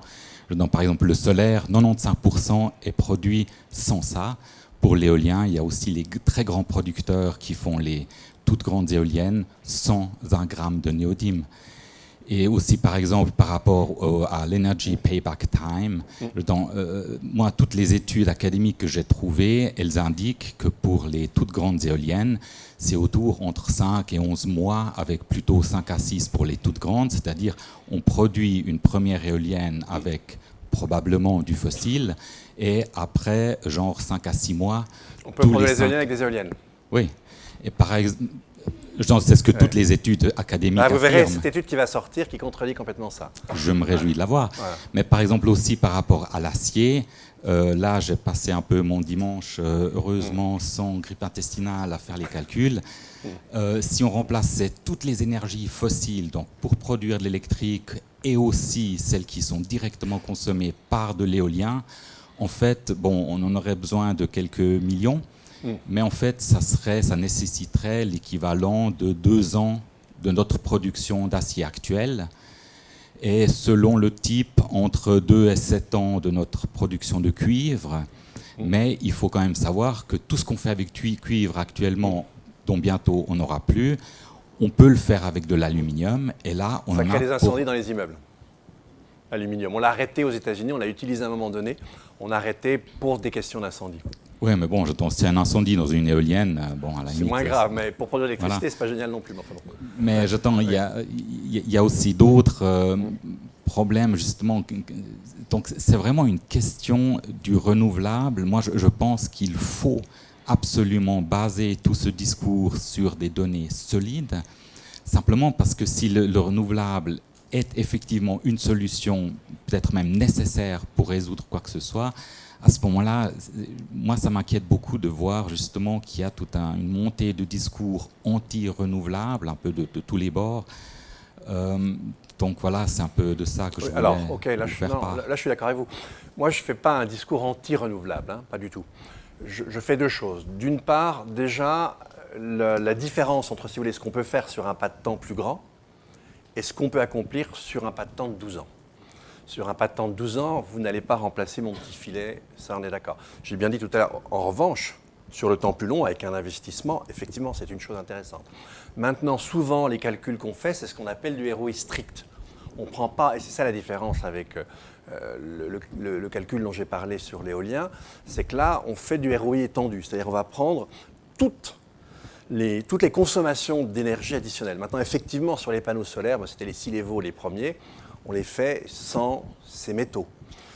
Sur les éoliennes, j'ai vu aussi qu'on commence à faire, mais alors l'éolienne, je ne pense pas, parce qu'il y a quand même des métaux, forcément, mais peut-être qu'on n'a plus de d'iodium et de dysprosium, je ne sais pas ce qu'on met à la place. J'en sais rien, mais il y a quand même, par définition, là, on a une dépendance aux métaux. Pour ce qui est du solaire, là où c'était très fort, c'est quand il y avait les panneaux solaires à couche mince. Alors eux, au contraire, c'était là où on avait le ratio entre métaux mobilisés et énergie le plus fort, c'est-à-dire qu'on mobilisait beaucoup plus de métaux par kilowattheure. Maintenant, vous avez raison, il y a des panneaux qui n'utilisent pas ça. Mais ça ne change pas, si vous voulez, enfin, encore une fois, je crois que la différence, elle est entre le fait que je prenne en compte, c'est beaucoup plus facile à mesurer l'énergie directe que j'investis, et puis le fait que je calcule toutes les énergies parallèles que je vais mobiliser. Donc là, je vous la donnerai, cette étude, hein, elle est faite sur ces grosses éoliennes, elle arrive, en prenant en compte tous les facteurs, à quand même un résultat très minime, celui que j'ai indiqué tout à l'heure. Alors après, il faudra voir l'étude et puis la voir dans le détail, voir si elle est complètement fiable. Mais encore une fois, moi, mon idée, ce n'est pas de dire on doit ne pas développer les renouvelables, c'est absurde, de toute façon on va avoir des problèmes de fossiles, mais c'est de ne pas leur demander ce qu'ils ne peuvent pas donner. Premièrement, je répète, question de pas de temps, et puis deuxièmement, oui, on n'aura pas la même disponibilité énergétique. On est quand même parti, si vous voulez, avec le pétrole, de quelque chose d'hyper élevé. Et ça a duré pendant des décennies. J'investissais un baril, j'en récupérais 100. Je suis allé trop vite, mais tout à l'heure, le schéma que je vous ai montré, on a de façon générale une baisse. Je l'ai dit, pour le solaire, on peut remonter.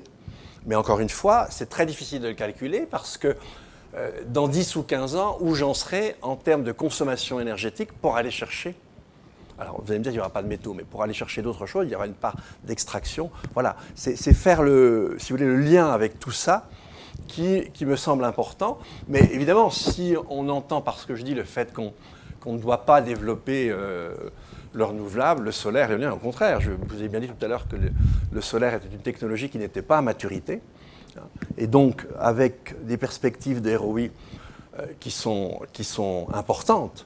Donc voilà. Et n'oubliez pas aussi le lien entre un type d'énergie et la question du vivant. C'est-à-dire qu'on n'a pas que la question du climat, et on a une interaction entre les deux. D'où le petit développement que j'ai fait sur les émissions négatives.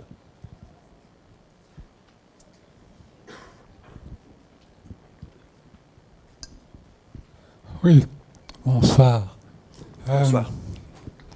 Il me semble qu'un facteur clé est le changement culturel et comportemental que l'on doit vivre. Et c'est seulement lorsque on prendra des décisions tout naturellement dans le sens de la planète qu'on aura résolu nos problèmes. Le changement comportemental de chacun d'entre nous peut avoir un impact immense.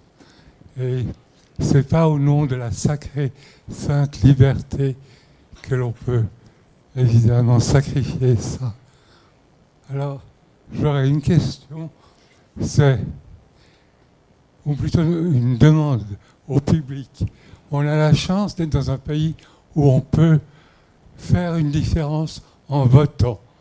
Construisons une initiative politique qui a des sujets et des objectifs concrets et passons-la au vote. Parce que je crois que la somme des jeunes qui participent aux manifestations, la somme des seniors qui se sentent quand même un petit peu responsables pour le merdier dans lequel on a mis les jeunes, la somme des gens qui oscillent et se posent des questions, eh bien, toutes ces sommes font une majorité, peut-être pas loin d'une majorité, et on pourrait être en Suisse les premiers à imposer des mesures un peu révolutionnaires. Voire un exemple très simple, l'écovoiturage.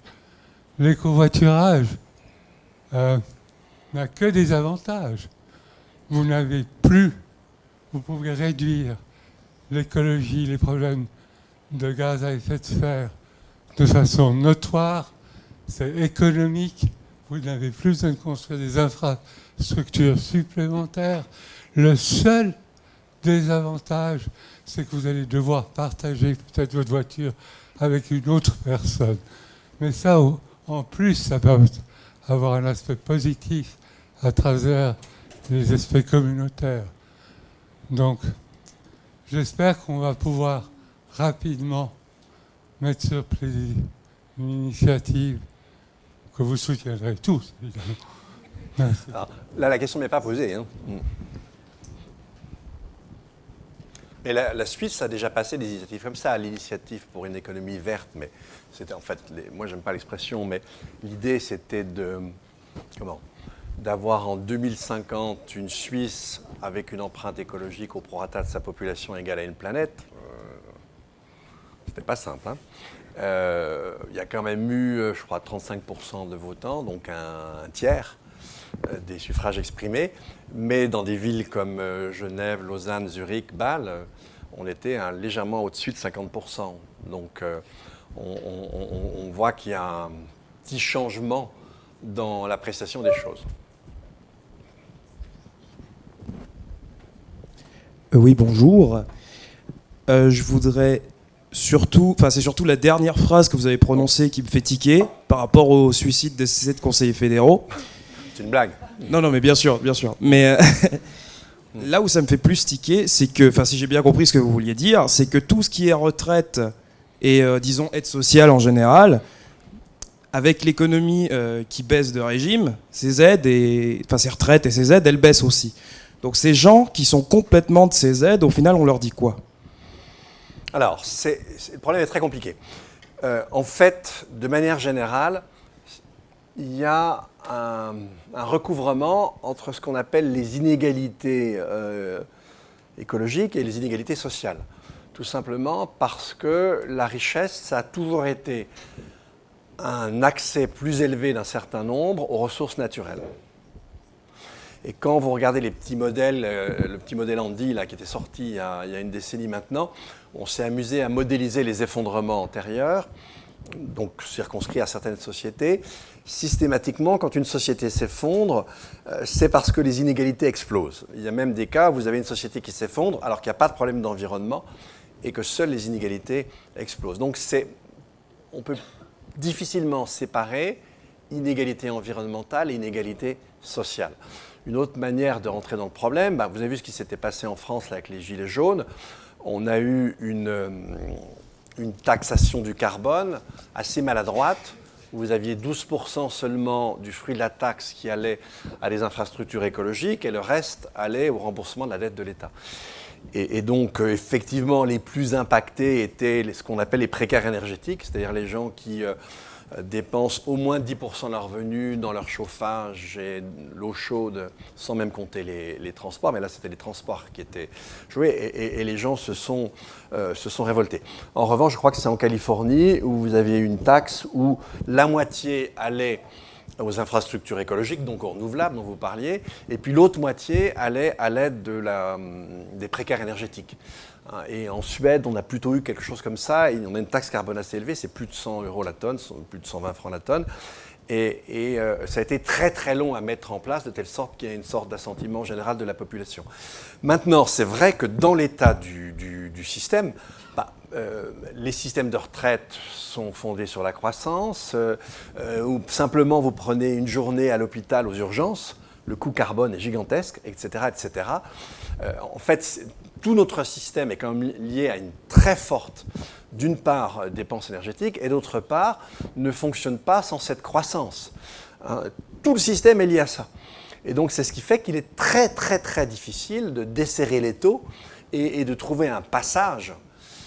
Et effectivement, j'ai terminé là-dessus parce que c'est une difficulté réelle. Si on pouvait répondre à ça sans qu'en même temps ça déstabilise le reste, ça serait déjà plus facile, mais en même temps, ça va nécessairement le déstabiliser. Tous nos systèmes sont conçus là-dessus, tous nos systèmes de crédit, eh bien c'est comme une espèce de dette qu'on contracte en termes de ressources, et effectivement, pour rembourser, eh bien, il faut qu'il y ait une certaine consommation de ressources.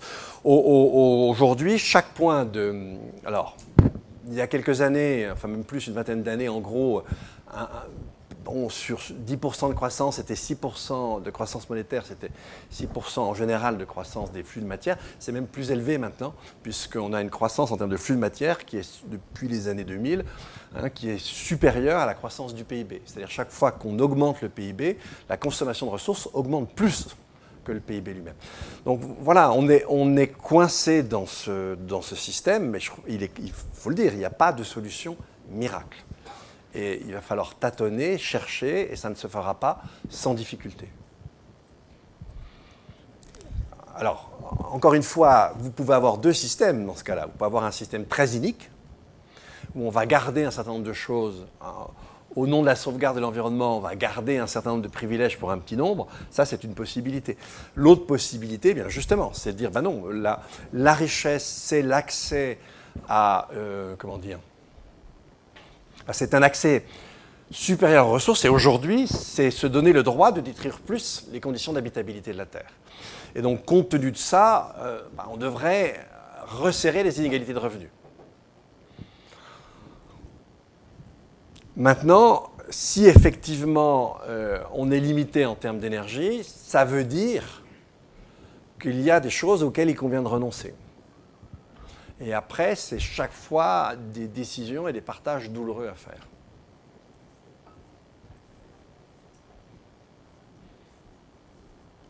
Du coup, ça tombe bien que ma question tombe maintenant parce que c'est totalement par rapport à ce que vous venez de dire là, par rapport à ce paradoxe du système de si on réduit tout maintenant et on laisse tout tomber, dans la dimension économique, tout s'écroule et du coup c'est dangereux pour tout le monde. Enfin, c'est l'économie qui s'écroule et on ne sait pas trop ce que ça peut donner. Je voulais entendre votre avis par rapport à cette possibilité de début de solution. Qu'est-ce que vous pensez de...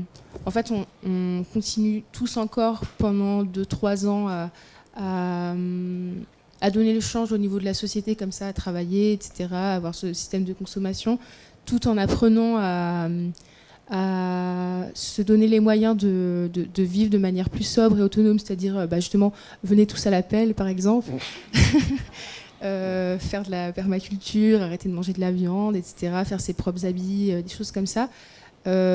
Et du coup, une fois qu'on est tous suffisants, enfin, peut-être pas tous parce que ça prendrait peut-être trop de temps, une fois qu'on est assez nombreux à savoir vivre comme ça, désinvestir le système, j'ai envie de dire le système capitaliste actuel pour vivre autrement. Qu'est-ce que vous pensez de cette solution ? Alors, déjà, avant que je pense quoi que ce soit, ce que je constate, imaginons qu'on ait une part importante des gens qui fassent ça. Alors, il est clair que pour nos limites planétaires et le retour dans les limites, on ne peut pas faire mieux. Hein. Mais effectivement, en même temps, c'est en contradiction avec le système tel qu'il fonctionne. C'est-à-dire, si vous mangez beaucoup moins de viande, si vous faites vous-même vos propres vêtements, etc., ce système industriel qui s'est conçu sur le fait justement de se substituer à ces activités, et ça avait aussi un intérêt en même temps, hein, pour leur substituer des activités marchandes, vous le mettez en difficulté. Et déjà même si vous faites ça vous-même, vous mettez un peu en marge du système des retraites, c'est tout juste pour payer vos assurances maladie, enfin que sais-je. Donc voilà, mais ce n'est pas une façon de dire que c'est pas ce qu'il faut faire, hein, pas du tout. Je suis simplement en train de vous dire, ne minorez pas la difficulté face à laquelle on est. Hein. Et ça, c'est le premier enseignement. Deuxième enseignement, si vous voulez, quand on a, je sais pas, au XVIIIe siècle, quand on est parti sur les révolutions, on avait une espèce de schéma de ce que pouvait être la société. On avait le schéma de la philosophie du contrat, de la démocratie représentative, etc. On avait un schéma sur ce qu'on pouvait attendre des techniques, etc.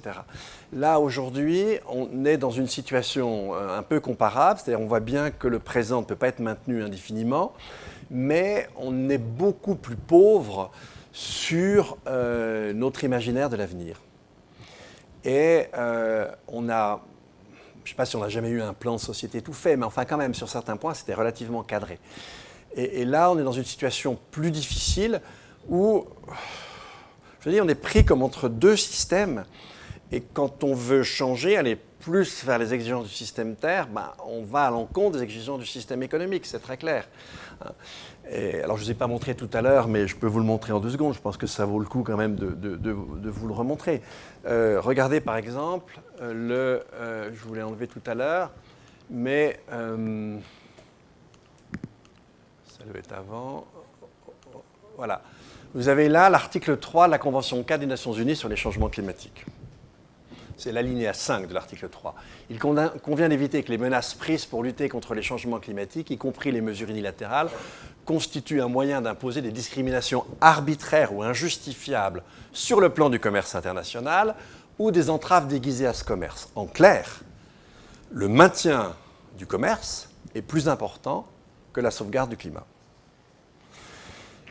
Et donc, on est dans ce système. Alors, si vous voulez, je vous l'ai dit tout à l'heure, ce système a eu des vertus extraordinaires. Le problème, c'est qu'on les maintient. À un moment donné, il commence à être dangereux pour nous. Et au moment où il ne remplit plus ses fruits. Donc, je vous redonne juste la parole après.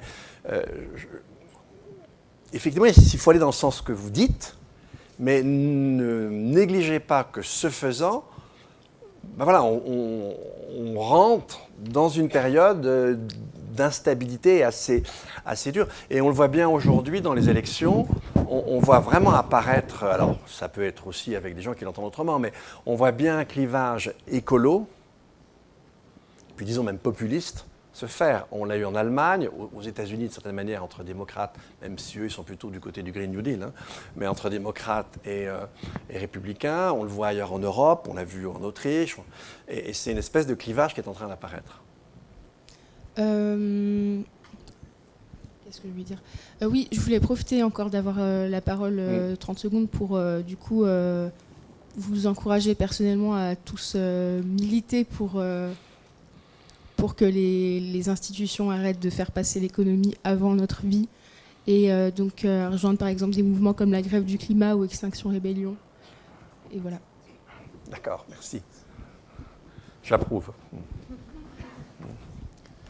Oui, il y a une question là-bas.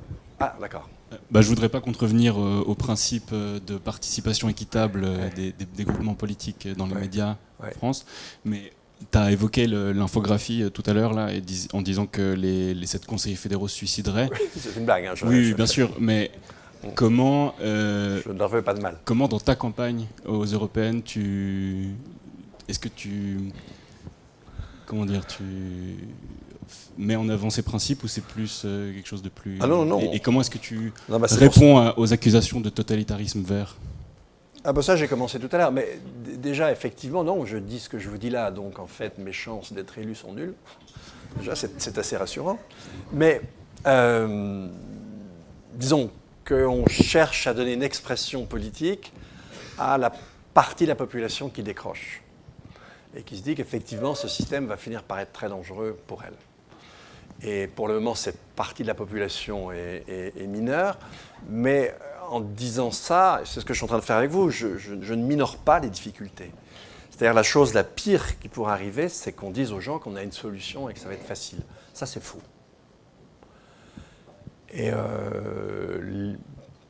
si cette différence s'accentue dans la population, ça... Voilà. Et si effectivement la part devient plus importante, le système classique va dysfonctionner. Et ce n'est pas une chose simple, d'autant que de toute façon, les difficultés vont s'accumuler, notre aptitude à y faire face, on l'a vu avec notre dépendance énergétique, peut devenir plus faible. Enfin voilà. Donc c'est toutes ces difficultés-là qu'il faut bien voir et qu'il s'agit de ne pas mésestimer. Donc non, moi je tiens un discours qui est celui que j'ai toujours tenu. Voilà, il passe. C'est bon, il passe pas. Voilà, c'est comme ça. Bon. Alors on va encore prendre quelques questions pour pas vous prendre toute la soirée.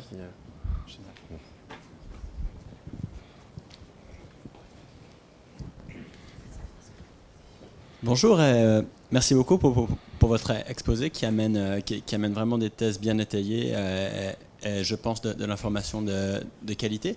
Mais je pense qu'ici, à l'université, dans cet amphithéâtre, vous trouverez peu de gens pour pas être d'accord avec vous. La majorité d'entre nous, on est conscient du problème climatique qui nous attend, on est conscient de l'ampleur du problème. Je pense que personne ne va remettre en question le consensus scientifique à ce sujet. Par contre, une proposition beaucoup plus controversée à l'université, je pense en Europe de manière générale, c'est que la meilleure façon qu'on a de combattre le réchauffement climatique est l'excès de carbone dans l'atmosphère, c'est de passer vers une conversion rapide vers l'énergie nucléaire. Et ça, vous ne l'avez pas vraiment évoqué. Non, je ne l'ai pas évoqué. Non. Et j'aimerais savoir s'il y avait une raison particulière. Oui, alors c'est même une idée qui se renforce aujourd'hui, qu'on voit à pas mal d'endroits. Alors,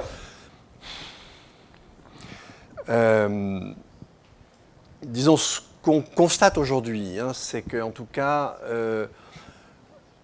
si on regarde ce qu'on appelle la génération 3, avec l'accident qu'on a eu de Tchernobyl, qui n'est pas un accident, vous savez que c'est une expérience qui a été conduite par une équipe venue de Moscou, qui a coupé tous les systèmes de sécurité, et vous connaissez la suite.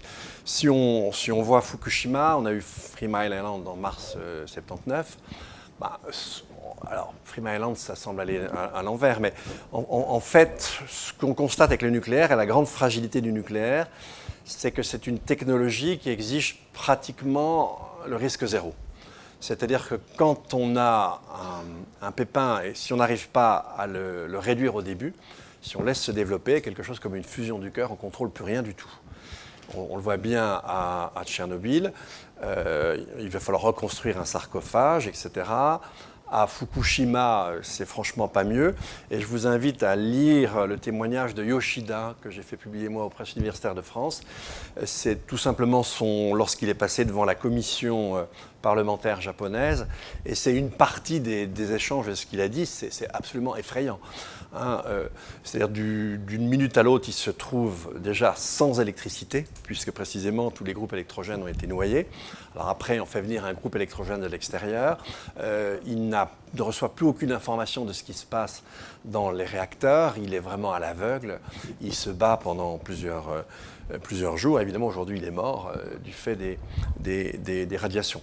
Alors, on a ce problème-là. On a le problème des déchets. Qu'aucun État n'est vraiment parvenu à résoudre. On est sur un temps...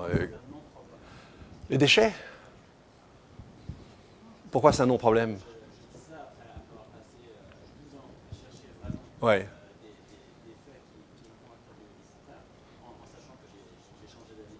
Ouais. Alors, il faudra que vous m'expliquiez ça. Je veux très bien prendre un petit quart d'heure après pour vous présenter peut-être mes arguments. J'ai pas envie de le faire devant une foule qui ne sera pas forcément d'accord avec moi, mais j'aimerais vraiment réaiguiller. Si vous considérez comme écolo, si vous avez ces notions d'environnement, j'encourage tout un chacun à revoir ce que vous pensez savoir sur le nucléaire, notamment sur les centrales et les problèmes qu'il y a pu avoir. Fukushima et Tchernobyl sont des problèmes qui se sont passés sur des stations obsolètes depuis 20 ans. C'est des stations qui ne devraient même pas exister. Non, vous ne pouvez pas dire ça, puisque si vous voulez, quand on fait une centrale nucléaire, au départ, on les faisait pour durer 40 ans, et tout le grand enjeu économique aujourd'hui, c'est de les faire durer 60 ans. Moi, je peux vous dire, j'étais au conseil environnemental d'EDF en France pendant des années. Pendant 10 ans, j'étais entouré de nucléaristes. Et j'ai vu aussi comment, si vous voulez, une culture interne peut parfois amener des gens à ne pas voir vraiment un problème et une difficulté. Donc je ne serai pas aussi, si vous voulez, optimiste que vous sur la question des déchets, mais c'est vrai qu'on peut en reparler après. Ce que je vais vous dire aussi, c'est qu'on a aujourd'hui, pour des questions de sécurité, un coût qui a explosé. On a le fameux EPR qu'on arrive à construire nulle part, sauf en Chine. Oui, mais ce coût, il explose surtout par rapport aux subsides que le nucléaire ne reçoit pas, parce que si le renouvelable est considéré de plus en plus comme viable, c'est qu'on lui a donné des subsides, comme on donne des subsides le nucléaire, je peux vous assurer que ce n'est pas une technique qui date d'aujourd'hui. On l'a, pour les grandes séries industrielles, on les a lancées fin des années 60, début des années 70, et on y a investi beaucoup d'argent. Et justement, une des raisons pour lesquelles le renouvelable est aussi peu développé en France, c'est précisément parce que vous avez un acteur comme EDF qui est très nucléarisé. Alors maintenant, moi, ce qu'on me dit, dans ce que j'entends sur les questions nucléaires, je vois des gens comme Jean Covici et tout, qui sont tous sauf des imbéciles, en plus c'est un vieux copain, mais c'est plutôt de développer des petits réacteurs, qui effectivement, des réacteurs à 200, 300 mégawatts, qui en cas de pépin, n'engendreraient pas les mêmes problèmes. Allons-y, mais si vous regardez mon schéma de tout à l'heure, eh bien, par rapport au pas de temps des 12 ans où on doit agir, ça ne vous servira pratiquement à rien. Ok, vous parlez d'argent et vous parlez de temps. Non, je ne parle pas, oui. Ouais. Oui, mais c'est fondamental. Je vais vous citer le dernier rapport du MIT qui calcule ces chiffres-là, qui a trouvé qu'en Corée, on obtenait, pour avoir 1 kWh, il fallait investir 0,4 centimes de dollars. En Finlande, c'est 0,7. Alors que l'éolien dans l'Union européenne coûte 3,7 centimes par kilowattheure. Ok. Mais qu'est-ce qu'on a? Attendez, et le solaire en Allemagne coûte 6,2 centimes par. Donc ça contredit un petit peu ce que vous disiez. Et quand vous parlez d'investissement sur le temps, je vous cite une autre étude. Oui. Désolé, je suis pas venu prêt. J'ai pas ces chiffres-là sous la main forcément. On constate que dans la période entre 1975 et 1986, la Suède a constaté qu'il gagnait 650 kWh par capita par année, chaque année, en investissant dans les technologies du nucléaire. En comparaison, en Chine, entre 2004 et 2014... Il n'y a pas de réacteur construit en Suède depuis les années 70. Ok, j'ai pas particulièrement les détails, mais bon, on peut faire une comparaison des chiffres, etc. Moi, ce que je vais vous dire, ça se débat. Oui, on peut débattre. Vous avez raison pour vouloir débattre. Mais ce que je peux vous dire, c'est qu'aujourd'hui, la quantité de production d'énergie nucléaire, enfin d'électricité nucléaire au monde, c'est à peu près l'équivalent aujourd'hui de ce qu'on appelle les renouvelables. On doit être à peu près à 4%. Maintenant, c'était plus, c'est une période, c'était 11%. Et donc, je vous ai parlé de plusieurs difficultés. C'est un peu la même chose que pour le renouvelable tout à l'heure. La première difficulté, c'est déjà celle du pas de temps. C'est-à-dire qu'effectivement, pour réduire de moitié, quand vous regardez aujourd'hui, enfin, même pas aujourd'hui, on n'arrive plus en Europe à construire des centrales nucléaires. Celle de Finlande, ça fait 20 ans qu'on l'a construite, toujours pas construite. Celle de Flamanville en France, on n'y arrive pas, etc. Si on y arrivait, ça serait au moins 10 ans. D'accord ? En plus, si vous augmentez la production de gros réacteurs, eh bien, très vite, vous aurez un problème d'uranium-235. Vous n'aurez pas un problème d'uranium-238, vous n'aurez pas un problème de thorium, mais on n'a aucun prototype qui fonctionne avec ça. Avec l'uranium-235, vous aurez vite un problème. Et ça ne vous donne pas du tout le pas de temps. Vous allez me faire le coup de la sécurité absolue, etc. Ça, j'y crois pas une seconde. Si vous multipliez les réacteurs, vous aurez forcément des accidents. Donc, et alors, quand je parlais de coûts, les chiffres que vous donnez, il faut faire très attention. C'est un peu comme tout à l'heure, sans doute, les ROI, si vous voulez. Suivant ce qu'on met, ce qu'on prend en compte, on peut avoir des chiffres relativement différents. Moi, ce que j'ai pris en compte, c'est tout ce qui rendait la production d'énergie nécessaire. C'est pour ça qu'on arrive à quelque chose de faible. Dans les calculs classiques, on fait du ROI strict. C'est-à-dire je prends en compte ce que l'énergie directe que j'investis. Alors là, c'est pareil, dans vos calculs de coût au kilowattheure, c'est plus juste aujourd'hui. Et on n'a pas pris en compte le coût du retraitement. Il n'y a qu'une centrale au monde qu'on a totalement démontée. C'est aux États-Unis, une seule. On ne prend pas le coût non plus du traitement des déchets. Alors vous me dites que c'est un non-problème, c'est facile. Moi, je vous dis, il n'y a pas de limite de la Terre, c'est un non-problème. Non, c'est un problème. Donc, voilà, la question peut se poser parce qu'on est dans une panade énergétique. Je crois que vous avez raison de la poser. Là, je vous donne et vous avez le courage de le faire. Je le salue. Moi, je suis beaucoup plus circonspect que vous. Et quand bien même vous auriez raison, ça ne changerait pas la difficulté dans laquelle on est dans un premier temps. Maintenant que pour certains usages, plus tard, etc., on puisse avoir quelques petits réacteurs maîtrisables, pourquoi pas. Je n'ai pas de position religieuse contre. En revanche, ce que j'affirme de façon très ferme, c'est que par rapport à la passe des 12 ans, l'utilité est nulle.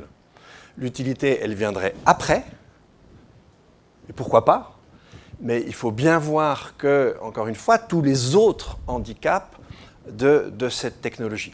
Mais c'est vrai, on le voit bien dans beaucoup de plans aujourd'hui, la situation est tellement délicate que c'est quelque chose qui revient parfois dans les discours. Et là, vous avez raison de vous y intéresser. Mais moi, je resterai beaucoup plus circonspect. Voilà, merci Dominique. Je suis derrière toi. Je vous propose de continuer ce débat autour du nucléaire qui est vraiment passionnant à la fin, quand on se retrouve, car il y a vraiment beaucoup à dire et on pourrait passer la soirée à en parler. Je vous propose de conclure la conférence et la discussion maintenant. Donc merci beaucoup à tout le monde d'avoir participé par l'écoute ou par vos questions à cette discussion vraiment passionnante. Juste quelques mots sur la suite. Tout d'abord, il faut que vous sachiez que cette conférence fait partie d'un cycle de conférences où là, l'idée était de parler de l'énergie et de lier à ses ressources, à son implication de manière globale dans le monde. Et l'idée suivante est de questionner notre dépendance à ces énergies. Parce qu'on a vu qu'il y a plein d'imitations économiques, sociales, on en passe, environnementales. Est-ce que la solution, ce ne serait pas de s'indépendantiser de ces énergies, de faire un pas vers une production artisanale presque d'énergie pour en prendre conscience à l'échelle individuelle. Et donc ça passe à travers les low-tech, par exemple, donc le fait de fabriquer soi-même ses propres vecteurs d'énergie. Et ça, ce sera le propos d'une conférence qu'on organise le 13 mai, ici même, et d'une autre conférence qu'on organise également ici, le 20 mai. Voilà, donc je vous invite vraiment à venir. Ça va proposer des solutions qui sont plus à une échelle globale. On ne va plus parler d'ingénierie sociale ou d'influer sur une population entière, mais à une échelle beaucoup plus locale. Voilà, je vous invite à venir.